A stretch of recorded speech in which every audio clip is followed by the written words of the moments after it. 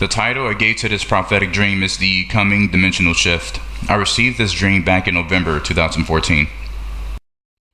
And before I go into this dream, I want to open up in a word of prayer. Father, I thank you so much for another opportunity that you have given me to share the things that you have shown me. And I thank you so much, Father, for obedience, because you have shown me many things in the past, Father, many dreams that I did not share, Father, because I lacked the understanding of what it was about, and so I thought that it was not important to share it. But indeed, oh God, you called me that if I have received the dream and you have confirmed it over time, that it is important that I am obedient to what you call me to do, and that I release this message, because there are others who may be having the same similar testimonies or dreams, and they're just looking for someone who can also be a confirmation that they are receiving the same thing as well. And so I pray that you will forgive us for disobedience and not obeying you, Father, when you call us to do certain things, even though it may seem awkward to us, Father, but it is part of your plan. And I pray, Father, that you will always confirm your word, Father, in all the dreams, visions, and revelations you teach us, and that we are not hearing from the enemy, but we are hearing from you. And it's in Yahshua's name we pray. Amen. And so the dream that I received was a very short dream, but it was a very important and significant dream as well. And so to lay out the initial events is that in this dream, I really don't want to admit to this because I never thought that I would find myself, doing this kind of stuff, but I kind of backslidden in my faith. Now, in the dream, it seemed like I, understood what I was doing and I committed to it. But in real life, I never have it in my mindset to backslide on the Lord. No, I am, in real life, as the life that I'm living right now, I am fully dedicated and fully focused on God in season and out, whether things do come to pass in the prophetic realm or not. I'm still committed to my Father 100%. But in this dream, my mindset was a lot different. In this dream, I had a mindset of a backsliding individual. I felt like, I was tired of waiting on seeing these prophetic events of the Lord coming to pass. I didn't believe that the rapture was going to take place anytime soon, or any of the end time calamities that he spoke about was going to take place. So instead, I busied myself with going after worldly pleasures and worldly things.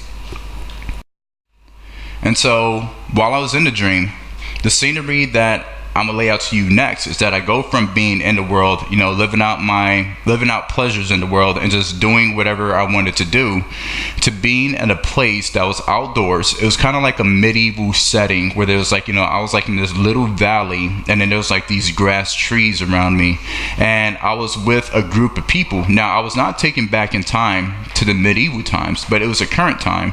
But the scenery of it was kind of like, a forest, scenery. It seems like that the people that I was with, it was people that I work with as part of the community that I'm in, and we were just going on like a little hike or something. Nothing unusual. It's probably like a planned event, and we got together and we was walking through this place full of green trees in this little valley. And while I was in this dream, right, all of a sudden there was this powerful wind that just blew across us. Now, mind you, when I was with these group of people, I was still just, having my mindset set on worldly things, going back to business as usual. And when this wind came blowing across, it caught everybody off guard, because it was a very unusual wind. And in my spirit, I felt like something has shifted. And then all of a sudden, when I looked back to the group that I was with, everybody stopped what they're doing and they was looking up in the sky. And as every single one of us who was there began to look up to the sky, we see something that was very, very odd and unusual and unexplainable, because we look up into the sky and what we see is this planet. It was this huge planet, and it looks like planet Earth. Now, I looked at this thing and I was confused, because in my spirit, I knew something shifted. So while I was in the world, going after the things of the world, I missed out on something that God was about to do. I missed out on a movement. But then I felt but I felt the shift. And once I felt the shift, I realized that my pursuits and backsliding and the things that I went after in the world was in vain, and that I missed out on a grand opportunity for something to happen in my life. And so as we stop and we look up and we see this planet, and it was just like this bizarre, it was weird because it looks just like planet Earth. And then when I saw this, I realized that a dimensional shift had taken place. And then afterwards, I woke up from the dream. Now, I was very hesitant in sharing this dream for a long time. And the reason being is because for many years, people have been speaking about this so-called, Nibiru, this planet X that's supposed to be flying in, doing a flyby across our planet and stuff like that. And I personally do not believe that there is a Nibiru. Now, I know many people say they have proofs that a Nibiru do exist, but the reality is that when you trace all this information down to its original root, it turns out that much of the information that people are speaking about Nibiru comes from this one source over some guy who written a book about it. And from this one root source, everybody afterwards that we see today who speaks about Nibiru speaks the same exact language. Not a single person is saying anything different from what this original guy, I can't remember who he is anymore, but when I looked into it, I was like, why is everybody teaching about Nibiru, claiming that they have some new information about this? But the reality is they're all teaching about the same exact thing that comes from this one book. And so I disregarded Planet X. I disregarded the whole thing about it. And so after a while, God been speaking to me, about it, that, hey, there is an event that's going to happen which is similar to this, and that I should not be ignorant about it. But at the same time, I was like, Lord, I know nothing about this. So unless you tell me something about it, I'm not going to concern myself with it, because as far as I'm concerned, I don't see this happening. But then something changed in my quiet time that I had with God. As I was studying His Word and communing with God in prayer, He began to speak to me about something. He began to tell me that what I must remember is that in heaven there are multiple dimensions. And this is not new to many people who's hearing this now. And this is something that we as Christians already understand, is that there's different planes of existence, different spiritual dimensions. And then He tells me, in the spirit, that in these different dimensions, there are different creations in which He created to live in these planes. And that when Lucifer rebelled against Him and took a third of the angels, it was not only a third of the angels that was taken with him, but in fact, it was a third of all creation, all of His divine creations in which He created through the many dimensions that He formed, that also went down with Him. This is why the number of demonic spirits that is upon the earth is in such great numbers, is that it's not only angels that fell with Him, but also spiritual beings from many different dimensions that also has fallen to earth when Lucifer led them to rebellion against God.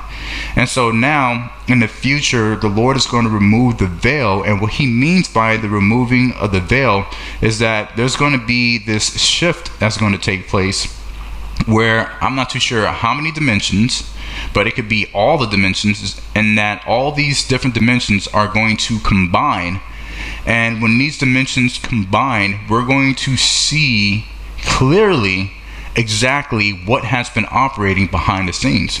So this is why when people have visions of going to hell, that the visions in which they receive and the creatures they see in there is not only one type of creature, but multitude, from like these small demons, these little small demonic spirits, to these large and brutal, entities as well. It's because these demons existed in many different dimensions, and when Lucifer was leading the rebellion against God, he accessed all these different dimensions and brought them to rebel against God. So this is why that in the coming future, the Lord confirmed to me that indeed there are a lot of things He's written in His Word that He said will come to pass, but there are also things that He written in His Word that we know not of, that shall come to pass.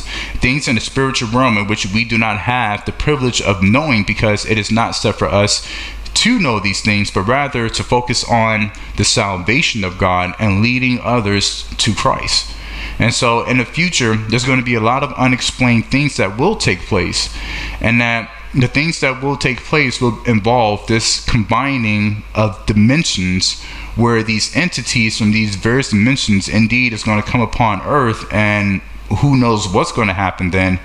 But ultimately, we must not fall for the deception, and remember that God is the ultimate creator of all of these different dimensions, and that every principality, every demonic entity that does come through and try to destroy and fulfill the will of Lucifer, we must understand that God created them, but it was them and their rebellion in which they went against God. And so therefore, they are the ones that is running upon the earth trying to destroy God's creation. God is ultimately in control. He created them. He controls them and keeps them at bay. And so whatever deception comes your way, remember that God is the ultimate creator of all things, and he created the many dimensions, and they are all subjugated to him, and nothing can happen without his permission. And so this requires us to be covered in his blood at all time, to read his word, and to make sure that we are staying in line with what he requires of us to do in obedience. Because in the dark days to come, if we refuse to obey God and refuse to remain in his obedience, we're going to be sifted. We're going to be slaughtered and taken out, because God's protection will only be found in his will. Thank you for listening.